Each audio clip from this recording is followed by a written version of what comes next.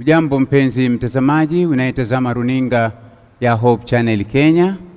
Nina furaha tena kukualika katika siku nyingine tena, ikiwa ni siku ya Ijumaa, siku ambayo Mungu ameweza kuiandaa ili kusudi tuweze kuwa pamoja nawe katika safari hii ya kujifunza neno lake Mwenyezi Mungu. Kumbuka neno hili ambalo Bwana ameweza kutupa ili kusudi tuweze kujifunza linakuja kwa awamu nyingine tofauti. Maana tulijifunza mambo mengi na kadha wa kadha, lakini safari hii tunajifunza kuhusu unabii na ishara zake ambazo tungependa kwamba uweze kuwa pamoja nasi ili kusudi uweze kujifunza na dondoo na vipengele ambavyo ungeweza kuvifahamu. Kumbuka uko ndani ya Hope Channel Kenya, kipindi kikiwa ni uchambuzi wa neno la Mwenyezi Mungu. Lakini kwa sasa niko na wageni ndani ya studio ambao ningependa niweze kuwakaribisheni ili kusudi wakaweze kukusabai. Upande wangu wa mkono wangu wa kushoto niko naye ndugu. Jambo mtazamaji, naitwa Francis Juma. Karibu katika kipindi cha leo. Asante sana Francis Juma, ambaye ni mmoja ambao wageni ambao tuko nao katika ukumbi huu, na vile vile pia niko na mwingine ambaye yuko upande huo wa kushoto lakini upande wa mbele zaidi. Karibu sana mtumishi wa Mungu. Bwana Yesu asifiwe. Kwa jina ni Nzai Kombe, nami naungana na wengine kuwakaribisha kwa kipindi cha sasa.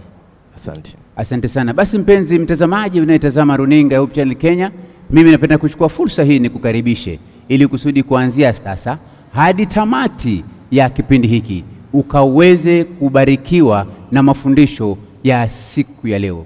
Kumbuka ni hapa ndani ya Hope Channel Kenya, lakini usisahau wakati ni sasa. Nichukue fursa hii basi niweze kumkaribisha ndugu yangu Philip ili kusudi aweze kutufungulia kwa ombi. Karibu sana mtumishi wa Mungu. Tuamini. Baba yetu na Mungu wetu unayetupenda, jina lako litukuzwe. Asante kwa nafasi ambayo umetupa kuweza kufika mahali hapa. Asante kwa mtazamaji ambaye amekaa mahali pale alipo ili kuweza kusikiliza na kutazama neno lako.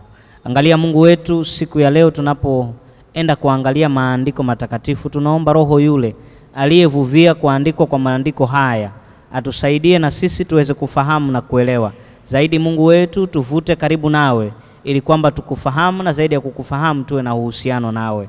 Asante kwa jioni njema uliotupatia. Hebu tubariki sote tunapojifunza, mapenzi yako yatendeke. Tumeomba kwa imani katika jina la Yesu mkombozi wetu. Amen. Penzi mtazamaji, unaniita Martin Ndatune ambaye nimeweza kushikilia usukani huu ambao tutaweza kusonga nao hadi tamati. Kumbuka ni miguu ambayo inaingiza viatu vyake Peter Sitati ambaye angelikuwa ni mwendeshaji, lakini kwa sasa maeneo ya pwani tumeachiwa nafasi tukaweze kukuletea matangazo haya mbashara kutoka katika kanisa la Adventista wa Sabato hapa Kizingo, Mombasa. Kwa sasa tuwe nasi katika mafundisho.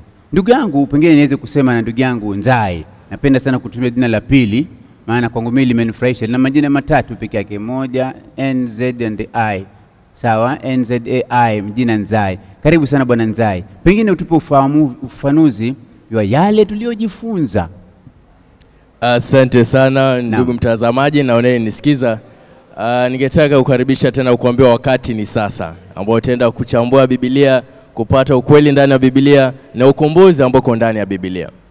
Tulipokuwa nao pamoja nawe katika juma lililopita, tuliangalia tamathali za semi, tukaangalia videokezo, tukaangalia mafumbo ambayo yako ndani ya Biblia, sana sana katika mambo ya unabii. Na tukajieleza mbona yakaweze kuwa pale, mbona yako pale, na mbona Mungu aliweza kusema katika maneno hayo yote. Lakini tukianza tulisema kuwa Mwenyezi Mungu angependa sana kutembea pamoja nasi.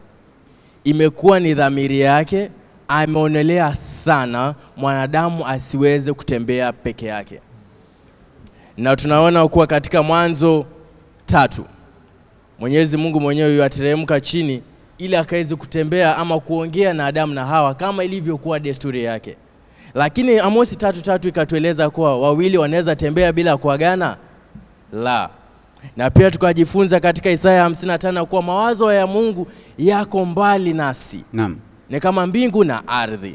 Ni kama mbingu na ardhi. Kwa hivyo tulikuwa na changamoto. Kama mtu hamwezi patana kimawazo na kimaono, je, mtaagana vipi na mtembee pamoja? Naam. Katika hiyo Amosi 3 fungu la 7 likasema kuwa anafunua yale yote atakayojiri kupitia kwa wanawake wale ambao ni manabii.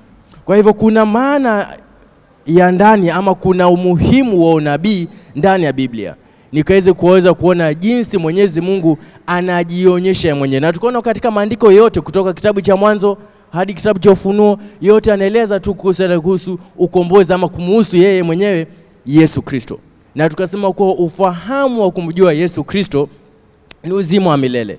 Na Mwenyezi Mungu angetaka sisi tukaweze kuwa na raha ya kumjua yeye. Maana kujua yeye ni uzima. Pia tukaenda mbele tukaangalia kanuni ya kuangalia haya mafumbo ama hizi vidokezo ili tukaweze kuelewa unabii. Hizi kanuni zilikuwa gani? Kwa haraka tukasema kuwa ni lazima tukue na mtazamo sahihi. Unapoangalia ndani ya unabii lazima ujue kuwa unataka kujua ukweli, unataka kujifunza, si kuangalia madoadoa. Naam. Tukasema pia lazima ukue na ubaki ndani ya ile mada kuu. Tukasema pia sayansi inaambatana na ukweli ya kuwa mnamo mwaka wa 1798 yote yaliyoandikwa katika unabii yalitimia. Tukasema pia ujumla wa muktadha. Naam. Hapa kidogo pale kidogo, aya hapa pale aya, inajenga hoja yako, ujumla wa muktadha. Na mwishowe tukasema kuwa kwa sababu kuna mambo mengine hatuwezi elewa, ni ishara, ni alama, lazima tukaweze kujua maana ya alama.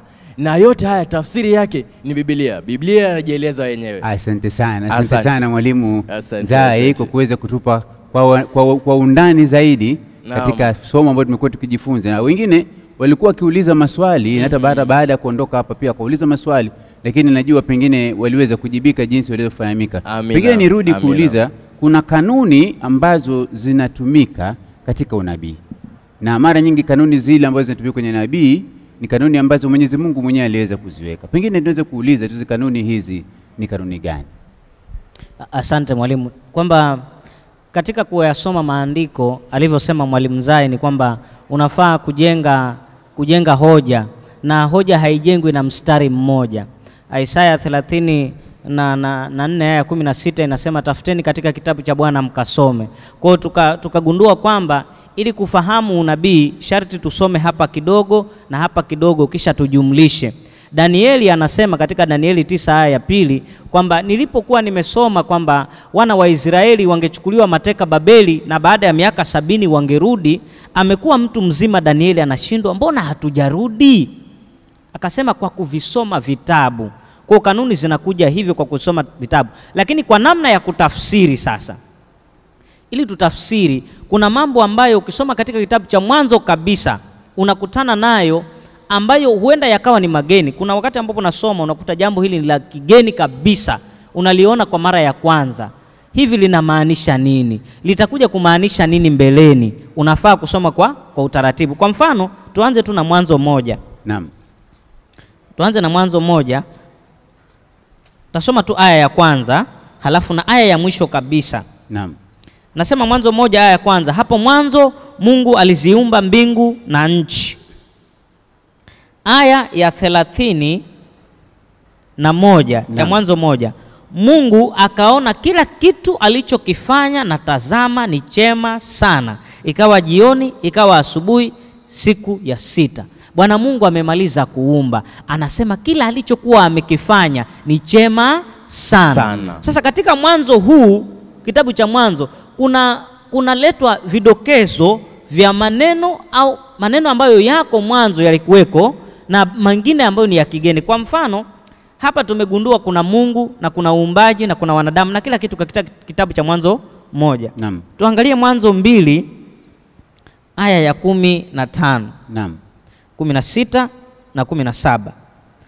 Bwana Mungu akamtoa huyo mtu akamweka katika bustani ya Edeni ailime na kuitunza. Hizi ni kazi za kawaida. Aya ya 16. Bwana Mungu akamfanya huyo mtu, akamwagiza huyo mtu akisema, matunda ya kila mti wa bustani waweza kula. Ni kitu cha kawaida.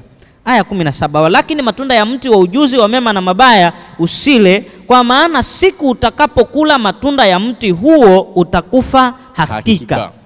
Neno kufa hakika ni neno ambalo halijasemwa mwanzoni. Bwana Mungu alipowaumba Adamu na Hawa akamaliza akasema zaeni mkaongezeke mkaijaze nchi na kuitiisha. Hivyo ndivyo alivyo, hilo ndilo kusudi la Mungu na hivyo ndivyo alikuwa amepanga. Analeta kitu kipya kabisa kinachoitwa kifo.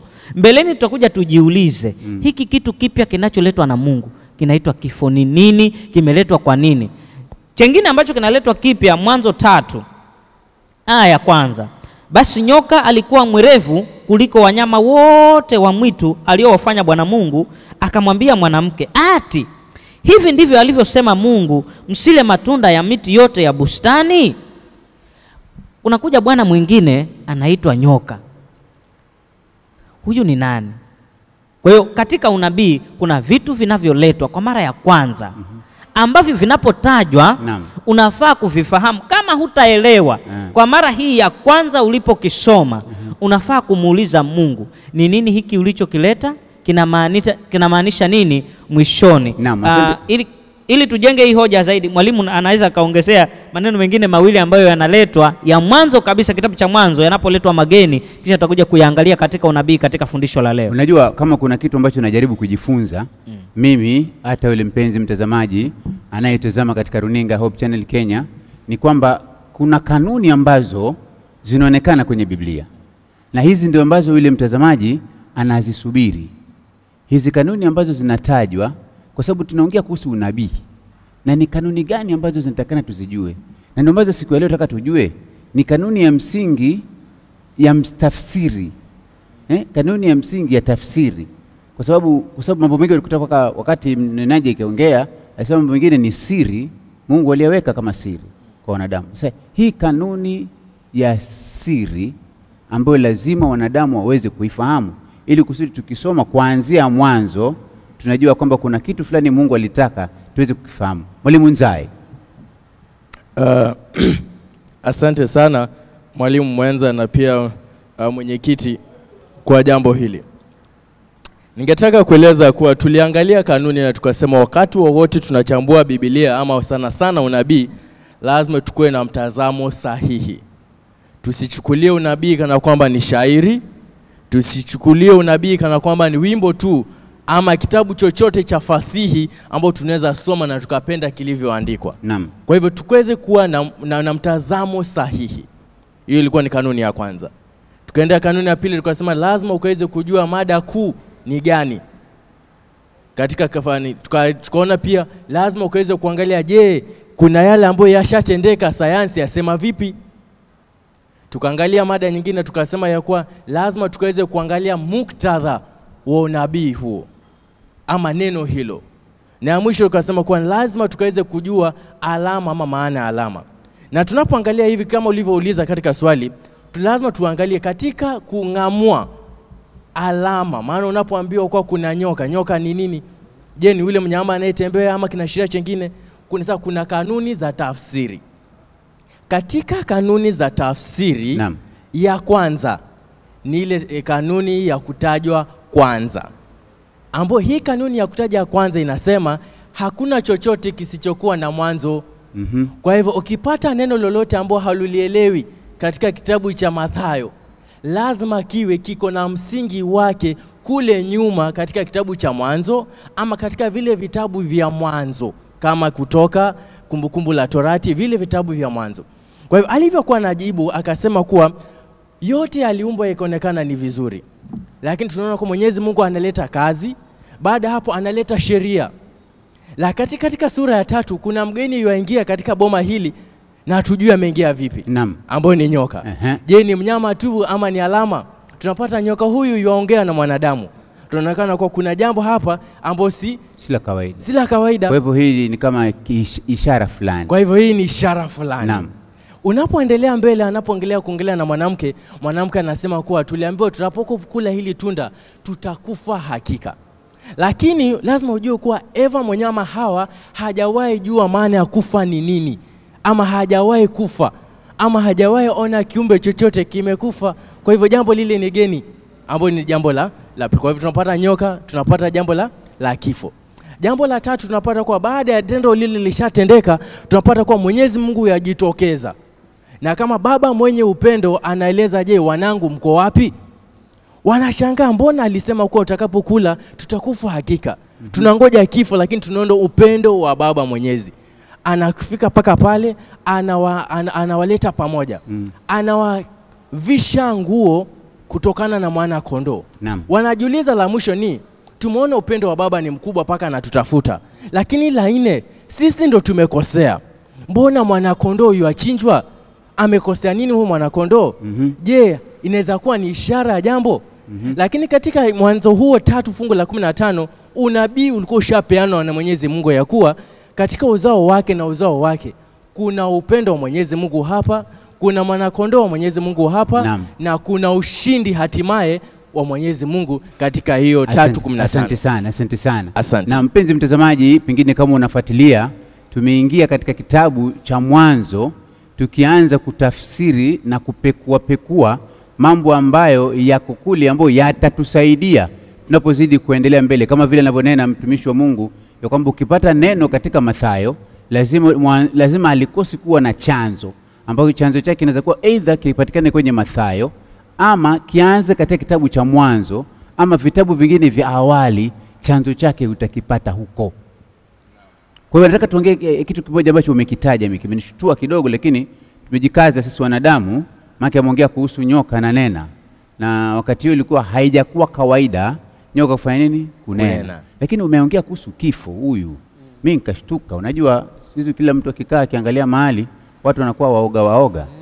Wewe kama hujakuwa muoga, basi pengine utusaidie, utuambie hichi kifo kimelinganishwa vipi katika ishara, katika unabii, katika ishara na tafsiri za ishara katika unabii. Mwalimu amesema kwamba waliambiwa kwamba mtakapokula mtakufa hakika. Wakala tunda wakakosa kufa wakati ule ule. Kwa hiyo wakawa wanashangaa, mbona hatujafa? Na mwana kondoo akafa. Na wakati huo walikuwa wanajua kwamba wakila tu watakufa. Ili sasa tuelewe ni vipi Mungu, hiki kifo kilikuwa cha wakati ule, kilikuwa cha baadaye, kilikuwa kitamaanisha nini? Kwa turudi tusome mafungu kadha tu. Tutasoma Mwanzo 2 aya 15, aya ya msingi. Ile aya 17 nilisoma mwanzo, wacha nirudie. Walakini matunda ya mti wa ujuzi wa mema na mabaya usile, kwa maana siku utakapokula matunda ya mti huo utakufa hakika. Adamu na Hawa wakaketi wasubiri kufa. Hawakufa. Hawaoni kifo. Wakafukuzwa bustani ya Edeni. Hakuna kifo. Hawajakufa. Wakakaa muda wakapata na watoto. Mwanzo 4 kifo kinaonekana kwa mara ya kwanza kwa wanadamu. Mwanzo 4. Sasa kifo hiki, kifo cha mtu asiye na hatia. 4 aya ya 8. Kaini akamwambia Habili nduguye, twende uwandani. Ikawa walipokuwapo uwandani, Kaini akamuinukia Habili nduguye akamuua. Kifo kinaingia katika familia ya Adamu. Kifo ambacho mwanzo walikuwa wanakiona kwa miti na kwa wanyama, lakini kinaingia mwanzo kwao. Je, kifo hiki cha mtu asiyekuwa na hatia, kwa nini kinaingia na kilikuwa kinaashiria nini? Ikumbukwe kwamba ni Mungu aliyesema mtakapokula matunda ya mti wa bustani ya Edeni mtakufa hakika. Leo tunavyozungumza hivi watu wanakufa. Kitabu cha Warumi kinasema mshahara wa dhambi ni mauti. Hivi tujue kwamba baada ya wanadamu kuasi, ilikuwa lazima wangekufa mauti. Lakini tunakufa mauti hii aliyokufa Habili. Lakini mauti aliyokuwa anaizungumzia Mungu ni mauti gani? Tulia tu hapo. Unajua sasa umeanza kuleta maswali ambayo hata mimi pia ameanza kunitatiza, lakini tuende nalo polepole. Unajua ameongea kuhusu kifo, anakasema ni hakika, na kawaida ya wanadamu kifo ni kitu ambacho kinakutoa katika hali ya upendo na furaha, kinatenganisha upendo na furaha mahali, na kinaweza kuwa kitaumiza kwa muda mrefu sana. Lakini hapo katika hilo kuna upendo wa Mungu hapo, kuna kuelewa upendo wa Mungu. Hapo kuna kuelewa upendo wa Mungu kweli katika hicho kifo, ama Mungu alisema kifo kwa sababu alikuwa amekasirika, kama ndani yake kuna upendo. Ningetaka kuanza kwa kusema ya kuwa 3:15 kuna neno la tumaini. Akupaye tumaini ni anayekupenda. Naam. Ya pili ni anakuvisha nguo, maana ashakuona wewe ni uchi. Hiyo ni 21 ya Mwanzo 3. Mwanzo 3:22 anakutoa katika bustani ya Edeni. Sababu anasema ukibaki pale unaweza pata jambo lingine, ukala lile tunda ukakuwa mdhambi milele. Kwa hivyo yule ambaye anakutoa katika bustani la Edeni ndo usiwe na kifo ama usiwe mdhambi milele, anakupenda zaidi.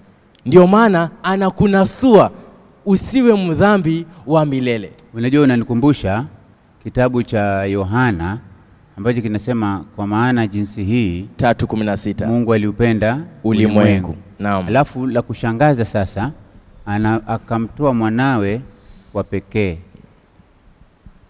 Anakufa msalabani. Alafu anasema ili kila amwaminie asipotee. Yaani kuna upendo hata katika kifo. Ndio. Mwalimu, ifahamike hivi kwamba leo hivi tunapoishi maisha ya kawaida, adui ambaye ni mkubwa zaidi ni kifo.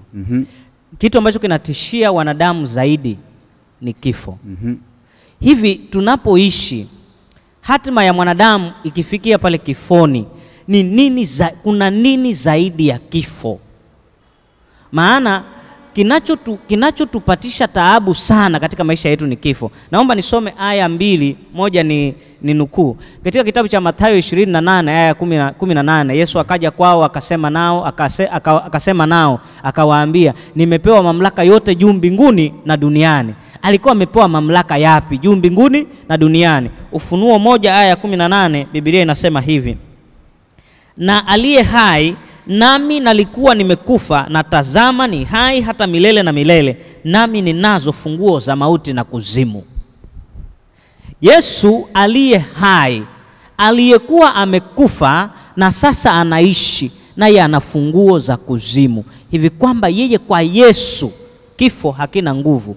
Wakorintho wa kwanza 15 aya 26 inasema adui wa mwisho atakayebatilishwa ni kifo. Tunaye ambaye anatusonga sana na kutuumiza zaidi ni kifo. Hakuna kitu kinachowaumiza wanadamu zaidi kama kifo, lakini kifo cha kufa milele na kupotea kabisa ni kile ambacho Yesu alikufa msalabani. Waefeso 5 aya ya 2, Biblia inasema hivi: mkaenende katika upendo kama Kristo naye alivyowapenda ninyi, tena akajitoa kwa ajili yetu sadaka na dhabihu kwa Mungu kuwa harufu ya manukato. Akawa sadaka ya kuteketezwa kwa ajili ya ondoleo la dhambi zetu, ili sisi tusiostahili tupate kuufikia na kuurithi uzima wa milele. Ndio maana mwalimu amenukuu Yohana 17 aya 3, na uzima wa milele ndio huu, wa kujua wewe Mungu wa pekee na kweli, na Yesu Kristo uliyemtuma. Kwa Yesu Kristo tuna uzima wa milele. Unajua, mimi nasema ukweli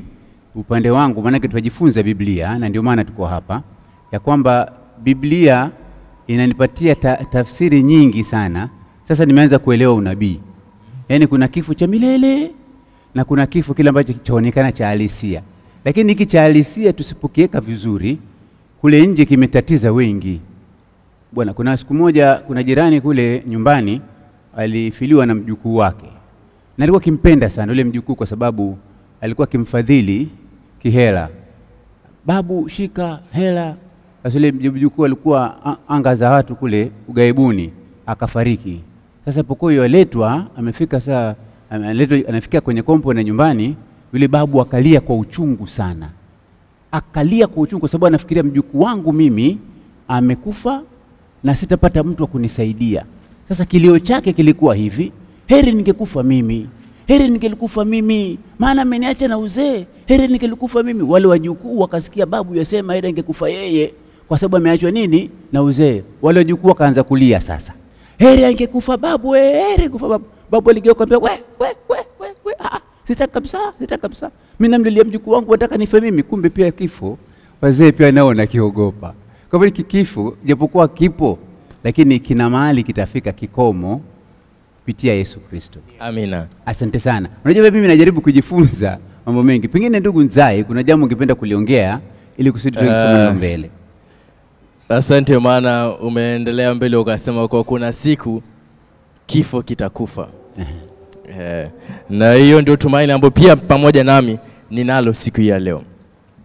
Baada ya jambo lililotokea pale katika Mwanzo 3, malaika na hapa Mwenyezi Mungu aliposema katika 3:15 ya kwa uzao wako utakuponda kichwa na mwingine utafanya nini?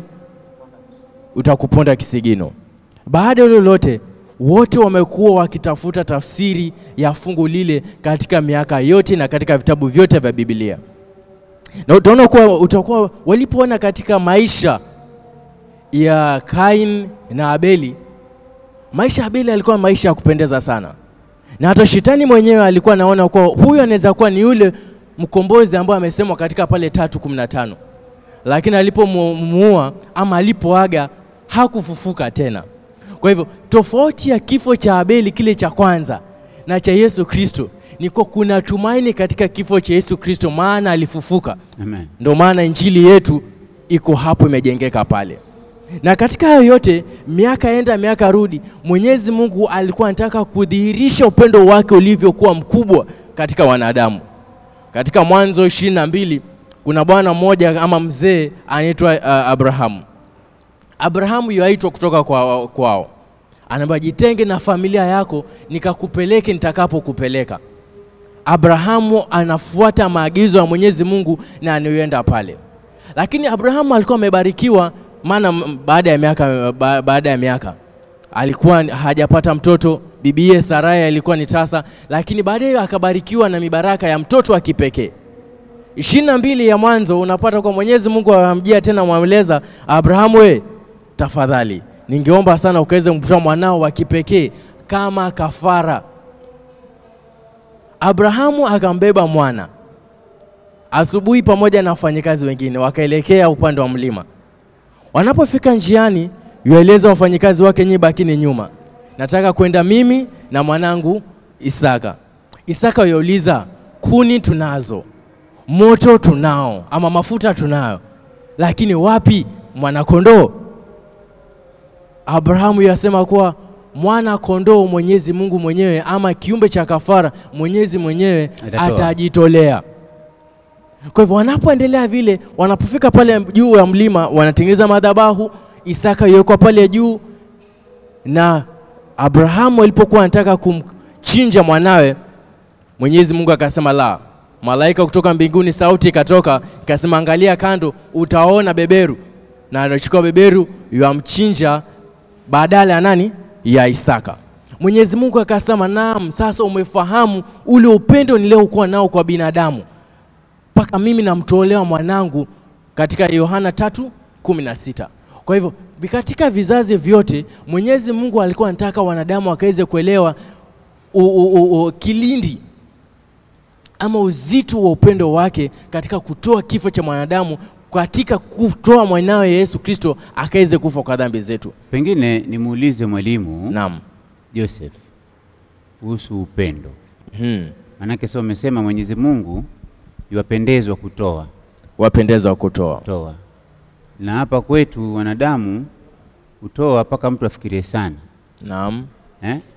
Lakini huu upendo anaoutaja ambao lazima uunganishe, tunamwangalia mwana kondoo ambaye alikuwa analenga Isaka, lakini pia kuna kutoa. Manake Isaka angeliambiwa wewe ndio kondoo nenda kutoa, angebaki.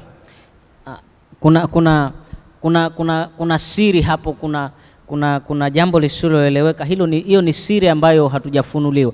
Labda, lakini niseme hivi, Isaka alikuwa barobaro, alikuwa kijana mkubwa. Alikuwa anaweza kumshinda yule mzee nguvu. Isaka alikuwa pia kijana ambaye ni mtiifu sana, ndio maana alikubali hata kufungwa.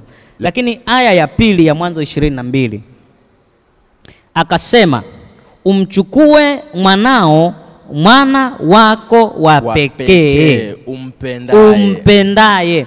Hapa upendo unatajwa kwa mara ya kwanza kabisa.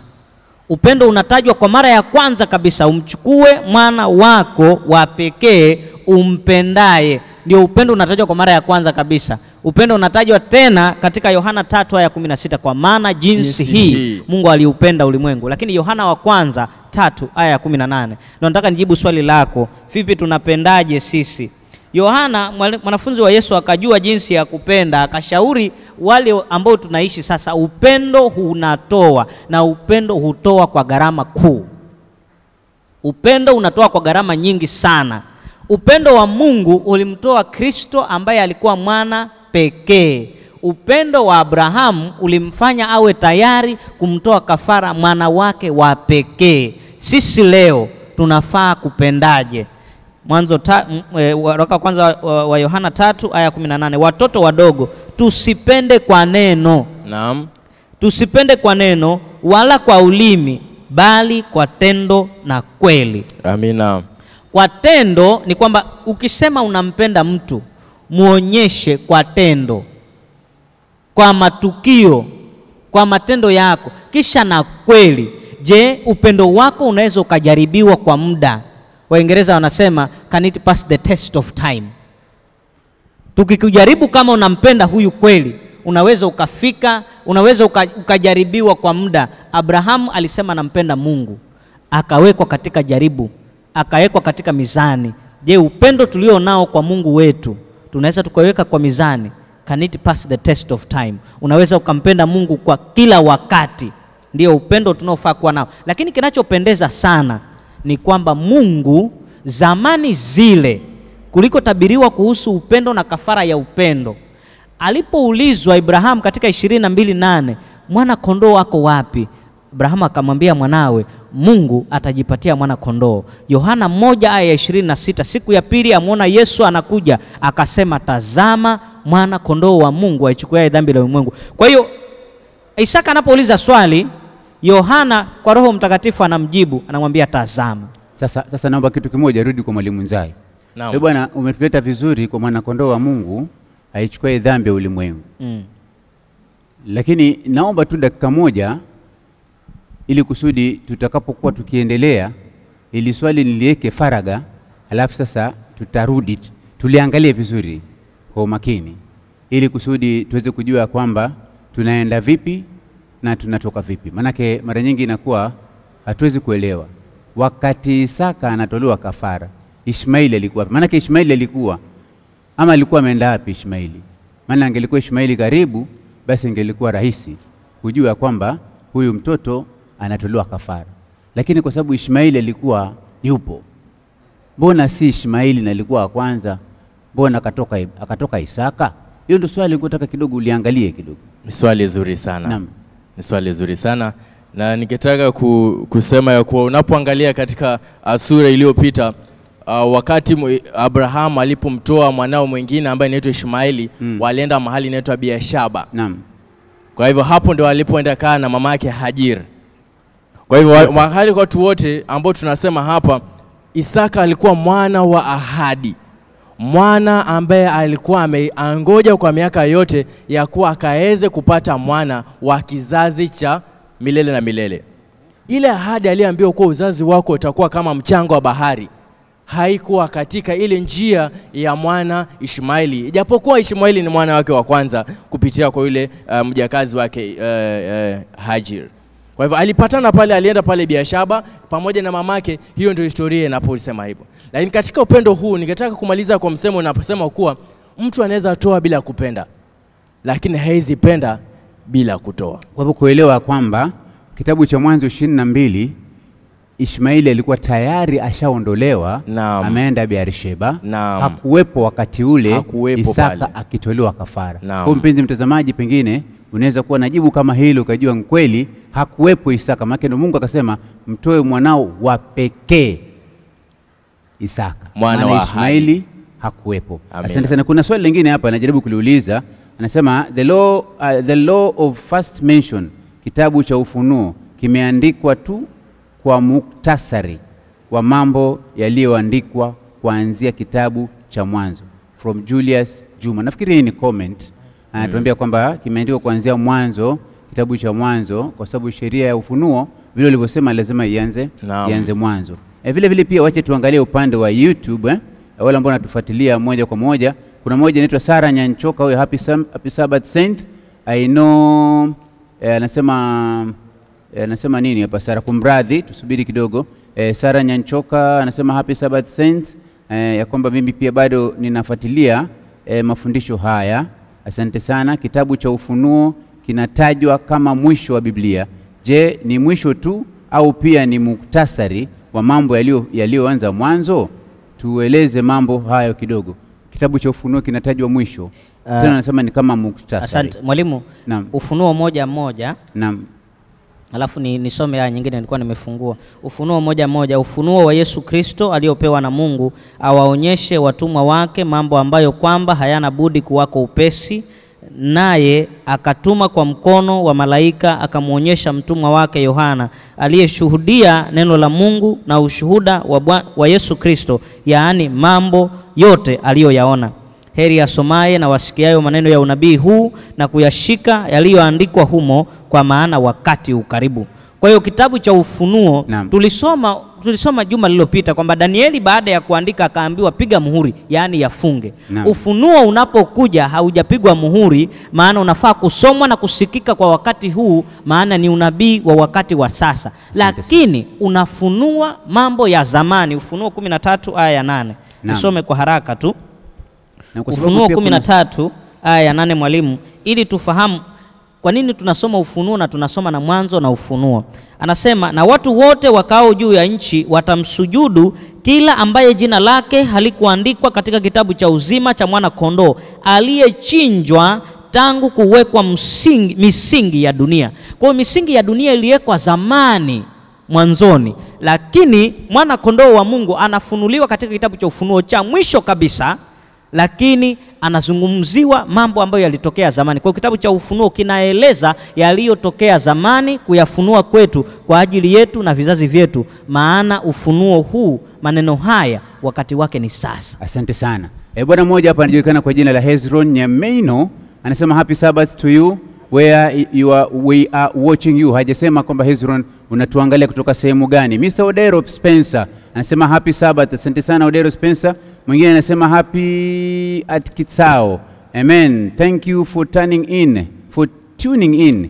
Anasema I have a blessed Sabbath. Asante sana. Mwingine anasema Julius Juma, huyu anasema happy Sabbath watching you from Mombasa, Likoni South Seventh Day Adventist Church. Asante sana Julius Juma huyu. Mwingine naye anasema Mr. Odero Karudi, anasema ya kwamba welcome to the show. Asante sana. Amekaribisha ndugu zangu mwezi kukaribia katika onyesho la siku hii ya leo. Sara Nyanchoka, asante sana kwa ujumbe wako. Nasema happy Sabbath saint. I know God was testing Abraham faith, but why the promise sin Isaac and not Ishmael? Nafikiri tumeweza kulijadili hili ya kwamba Ishmaeli hakuwepo, ilikuwa ni Isaka ndio alikuwepo wakati ule.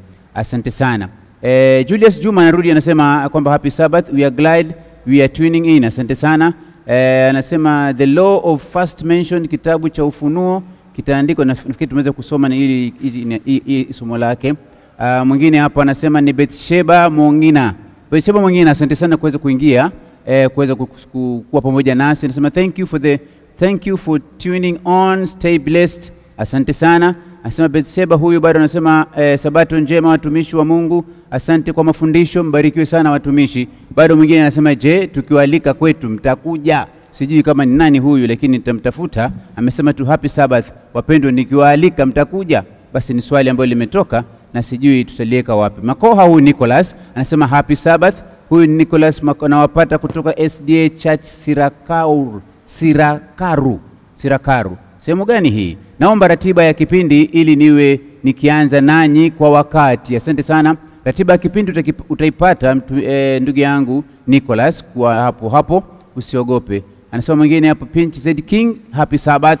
Asante sana. Simiyu huyu the comedian anasema happy Sabbath. Asante sana. Mwingine hapo anasema Wendy Getugi anasema sabato njema wapendwa. Mambo mema kweli, somo zuri hilo. Asante kwa ufafanuzi kuhusu upendo kwa Isaka na Yesu, na watakeni sabato njema ya kupendeza. Following you from Thika. Asante sana dada yangu kutoka maeneo ya Thika. Leo wamezimwaga kweli na tunazidi kuzikimbilia tuzimalize. Caro Gideon anasema happy Sabbath my people, let's be blessed. Asante sana, ubarikiwe nawe pia Caro Gideon. Hujaniambia unatazama runinga Hope Channel Kenya kutoka upande gani? Kuna mmoja hapa anasema anaitwa yeye ni Simiyu comedian, amerudi tena. Samson Aisita Samson Asita anasema happy Sabbath. I'm blessed. The lesson watching from Ziwani Church.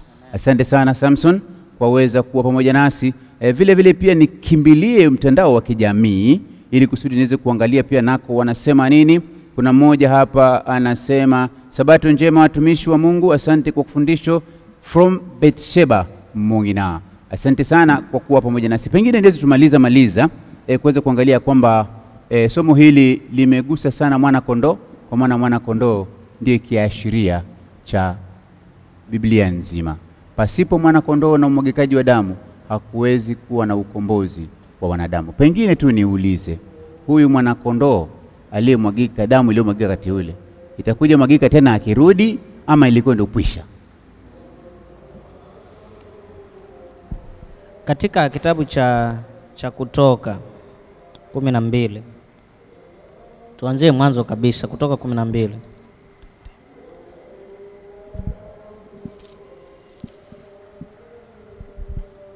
Hapa ndipo ambapo linatukia tukio la kuchinja mwana kondoo. Bwana akasema na Musa na Haruni katika nchi ya Misri, akawaambia, mwezi huu utakuwa mwanzo wa miezi kwenu, utakuwa ni acha nianze aya ya 4. Na ikiwa watu wa nyumba ni wachache, mwezi huu utakuwa mwanzo wa miezi kwenu, utakuwa ni mwezi wa kwanza wa mwaka kwenu. Semeni na mkutano wote wa wana wa Israeli mkawaambie, siku ya 10 ya mwezi huu kila mtu atatoa mwana kondoo kwa hesabu ya nyumba ya baba zao, mwana kondoo kwa watu wa nyumba moja. Na ikiwa watu wa nyumba ni wachache kwa mwana kondoo, basi yeye na jirani yake aliye karibu na nyumba yake na watoe mwana kondoo mmoja kwa kadri ya hesabu ya watu, kwa kadri ya ulaji wa kila mtu aliye ndani yake. Hesabu yenu kwa nyumba ya yule mwana kondoo. Mwana kondoo wenu atakuwa hana ila, mume wa mwaka mmoja. Mtamtoa katika kondoo au katika mbuzi, nanyi mtamweka hata siku ya 14 ya mwezi ule ule, na kusanyiko lote la mkutano wa Israeli watamchinja jioni. Kwa sababu ya muda, wacha nitoe tafsiri ya mambo haya kidogo.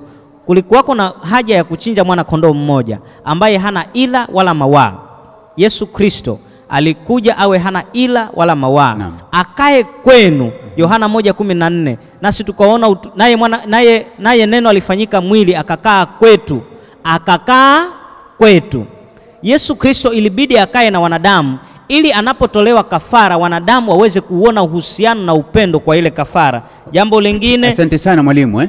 Najua Biblia ni tamu sana. Pengine niweze kusema tu hivi, pengine mwalimu Nzai, tunapokuwa tunatamatisha, makili somo ni nzuri ya kwamba Yesu Kristo alikuwa inatoa kafara mara moja na awe amemaliza kila kitu. Na atakapokuja mara ya pili, maana swali liko linalenga kuja kwa Yesu mara ya pili, je, atatolewa kafara tena? Tayari kafara ishatolewa na hakuna kafara nyingine. Tunamngoja Masihi aweze kuja tuweze kumlaki Bwana mawinguni. Sisi kama una yapi ya kumaliza, make muda wetu umetupa kisogo. Ningetaka kusema kuwa hoja ya leo tumekuwa tukiangalia jinsi ya kufasiri ama kufasiri maneno magumu. Maana wengi wanasema kuwa unabii si rahisi kuelewa. Kwa hivyo katika majuma hayo yote tunajaribu kungamua, je, unabii si rahisi kuelewa? Na tumeangalia kwa kumbe ni rahisi kungamua maneno kama haya. Jambo la kwanza, tumeona mwana kondoo ametajwa katika kitabu cha Ufunuo. Tukaona kuwa ni dhahiri ya kuwa neno hili kulingana na kanuni ile ya kwanza ya kuwa ilitajwa lini mwanzo, tukapata katika kitabu cha Mwanzo. Vile vile tukaona kuwa inatumika mpaka ule wakati wa Kutoka, ambao ilitumika wale wote ambao walinusurishwa kwa sababu waliweka damu ya mwana kondoo katika milango yao. Na unapoangalia hivi, katika alipokuwa jangwani, walikuwa wanachinja yule mwana kondoo ili akaweze kuwatolea nini? Dhambi zao. Lakini mwisho tunapata kuwa katika Yohana 1:29 inasema kuwa tazameni kondoo wa Mungu azichukuae dhambi za ulimwengu, ambao anapata jibu la kuwa yule kondoo anayetajwa katika kitabu cha Ufunuo ni Yesu Kristo. Unapata jibu kama hivi. Asante sana. Mwalimu, pengine maneno lako moja la mwisho kwa kumaliza kipindi hiki. Nisome Waebrania 2 aya ya 3. Nitaiacha hivyo likiwa swali. Swali linauliza, sisi je, tutapataje kupona tusipojali wokovu mkuu namna hii? tusipojali wokovu mkuu wa kutolewa kwa Yesu kama kafara kwa ajili ya dhambi zetu, tutaponaje? Asante sana. Asante sana. Pengine nirudi kwa mwalimu tuweze kutamatisha kwa ombi ili kusudi tuweze kumwambia msomaji ya kwamba, mtazamaji ya kwamba naye pia amebarikiwa. Tukaweze kuomba pamoja nami. Mwenyezi Mungu uliyetupenda upeo, kwako wewe umejaa upendo, na tuaje mbele zako tukiwa na wingi wa shukrani, maana kwako wewe kuna rehema, kwako wewe kuna yote mazuri tunaweza endelea kuyataja. Tunazidi kuomba heri na baraka iliyotarajiwa pale kwa yeyote atakayesoma vitabu vya unabii kama ilivyoandikwa katika kitabu cha Ufunuo 1 fungu la 3. Mwenyezi Mungu, tunapoendelea kusoma ufunuo huu, naomba tukaweze kukuona wewe ulivyo mkubwa. Tukaweze kuona wewe ulivyo tupenda sisi tangu pale jadi. Na katika neema yako nyingi, katika upendo wako mwingi, ukamtoa mwanao Yesu Kristo ili akaweze kufa kwa dhambi zetu. Ufahamu huu ni uzima wa milele. Ningetaka kuomba kwa pamoja nami na wote wanaonisikiza na wote wanaotazama, tukaweze kupokea ahadi ile na zawadi ile ya uzima wa milele kupitia kwa jina la Yesu nimeomba nikiamini. Amen. Amen. Amen. Mpenzi mtazamaji unayetazama runinga Hope Channel Kenya, napenda kukushukuru kwa wale ambao wamekuwa nasi katika ule mtandao wa kijamii pia vile vile. Nikisema asante kwa sababu ya kuchukua muda wako kuwa pamoja nasi. Zaidi ya yote tumshukuru Mungu kwa sababu ametupatia nafasi ya kuweza kusonga mbele zake jioni ya leo. Kumbuka ni uchambuzi wa Biblia. Neno lake Mwenyezi Mungu kila siku ya Ijumaa, same place. Wakati tutakapokuwa umefika, usiende mbali, ni katika Hope Channel Kenya. Lakini kwa sasa kumbuka tuko katika mafundisho ambayo tunaendelea nayo ya wakati ni sasa. Tuko nao mpaka tarehe 26 tutakapokuwa tumetamatisha mafundisho haya ya wakati ni sasa. Zidi kutegea runinga Hope Channel Kenya, zidi kubarikiwa na vipindi, zidi kuwa pamoja nasi mpenzi mtazamaji, maana Mungu anakupenda. Wageni wangu walikuwa pamoja nami, wa kwanza ajulikana kwa jina Francis Juma. Asante sana Francis Juma, na vile vile pia Mwalimu Nzai Kombe. Kwa heri na sabato njema. Asante sana. Mimi nimekuwa wako msimulizi na mwendeshaji wa kipindi Matinda kutoka maeneo ya Mombasa, nikisema kwa heri hadi juma lijalo tena, panapo majaliwa yake Mwenyezi Mungu. Sehemu hii tutakutana kwa ajili ya kuendeleza zaidi kujifunza neno lake Mwenyezi Mungu. Yangu nikikwambia amani ya Mwenyezi Mungu kawe pamoja nawe, na uwe na sabato njema yenye baraka yenye fanaka, ili kusudi uweze kubarikiwa pamoja nasi. Kumbuka zidi kutegea YouTube channel Hope Channel Kenya, Facebook Hope Channel Kenya, na mitandao yote ya kijamii Hope Channel Kenya, kwa ajili ya kuweza kuunganishwa katika mtandao huo kupitia wakati ni sasa. Yangu Mungu akubariki hadi juma lijalo. Kwaheri.